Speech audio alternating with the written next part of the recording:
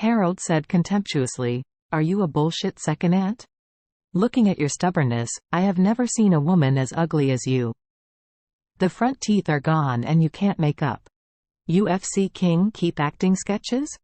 The last thing Elaine dared to think about was the shape of the Lady Wilson in Zhao Benshin's Song Dandan sketch, because she now looks exactly like hers. Hearing what Harold said, it was even more frustrating. So she took out her mobile phone from her pocket and gritted her teeth and cursed. You will wait for me, I will call the police and tell you directly for breaking into the house. You have never changed, and you will go in this time and it will take longer to come out for you. Old Mrs. Wilson sneered at this moment with a disdainful face. Elaine, do you really think that you are the only one in the world who can afford Thompson? Elaine snorted coldly. Of course. Is it possible that you can live up to Thompson's first-grade stinky silk? It's not that I despise you. If you are a dead old woman, you can still not live up to Thompson's first grade. Screw it down and kick it for you. The old Mrs. Wilson laughed loudly. Oh, Elaine, you really haven't changed at all. Don't look at my physique. Today I really want to try whether your head is good or not. After all, the Lady Wilson took out a very exquisite key and said arrogantly, I tell you Elaine, this Thompson first grade A04 is already mine. Starting today, our family will be neighbors. I'm poo. Elaine said contemptuously, you really dare to brag about the dead old woman, you can't even eat food, and you still buy Thompson first grade A04? What? You sold Wendy to the rich again? But, for the beauty of Wendy, which rich person would be willing to pay such a big price? When Wendy heard this, she pointed at her and said angrily, Elaine, who do you mean? What about you? Elaine said nonchalantly, I don't know who accompanied an old master who is older than father. Now she dares to come to me and yell, what is it? Wendy was naturally furious when the fig leaf was revealed. She was about to come up to find Elaine for the theory. The old Mrs. Wilson grabbed her and said lightly, Wendy, don't be true to this kind of disabled person, she is already so miserable. What's more real than her? After finishing speaking, greet the other 4 people.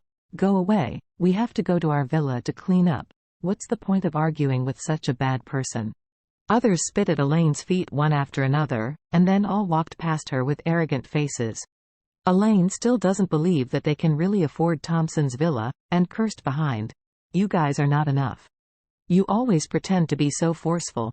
It won't be good for the security to rush you right away. Horiah turned around, staring at Elaine with gloomy eyes, and said coldly, Elaine, don't forget that the account between the two of us has not been settled yet. Elaine scolded, I'm kidding, I'm afraid of you? Believe it or not, my son-in-law will send you back to the black coal mine after a call? Anyway, Jacob and Claire were not here, and Elaine didn't care about mentioning the black coal kiln. Horiah glared at Elaine with a cannibal gaze, and was about to speak. At this time, the old Mrs. Wilson had already opened the door of Villa A04, looked at Elaine who was dumbfounded, waved the key in her hand, and smiled. Elaine, what did you just say?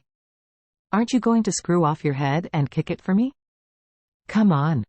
When Elaine saw that the Lady Wilson had actually opened the door of A04, she was shocked and speechless.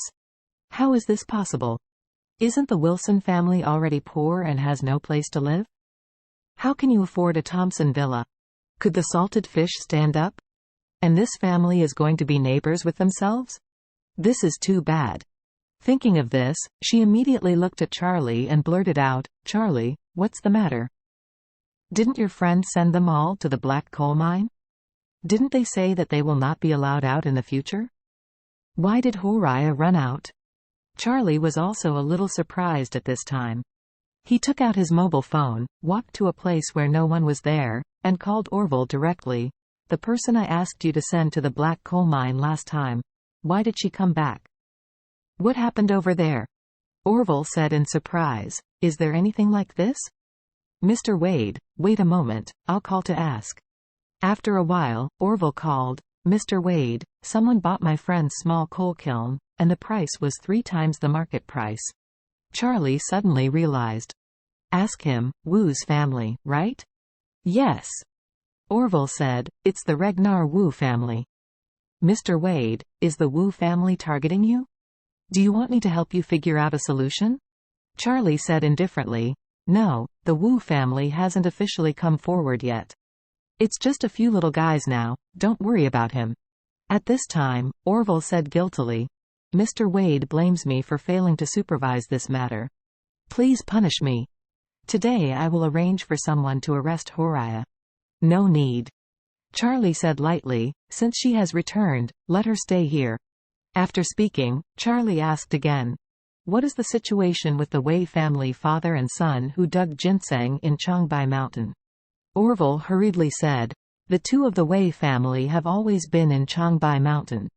Someone came to rob them some time ago, but they were beaten away by my people and Liang's people. In order to strengthen our defense, Liang and I sent some more. The manpower passed, and now there are nearly 20 people over there guarding them in secret. Okay. Charlie hummed and said, the Wus are probably looking for my enemies everywhere, so must keep them safe for me. Horiah was found by them or not?